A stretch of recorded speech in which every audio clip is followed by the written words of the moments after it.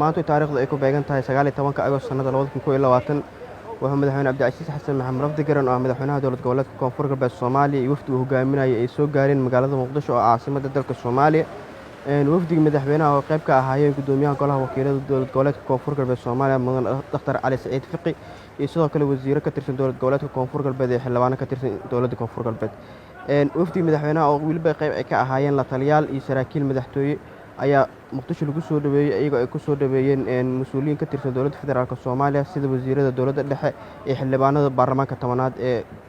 dowladda federaalka Soomaaliya wafdiga madaxweyne Cabdicasiis uu hogaaminayay ayaa in ay ka qayb galaan shir lagu madalsan yahay maalmaha soo socda in uu ka furmo magaalada Muqdisho ee caasimadda dalka Soomaaliya kaasoo ay ku madalsan yihiin golaha wadatashiga qaran ee si loo ambaqaado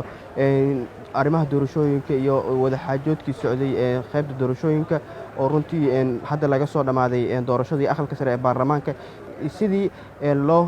dardargelin lahaa qabsoomidda doorashada aqalka hoose ee baarlamaanka Jamhuuriyadda Federaalka Soomaaliya madaxweyne Cabdicasiis sida ogtiin wuxuu mar walba u taagan yahay in wadankan ay ka dhacdo doorashada furan oo qayb ka ahaa in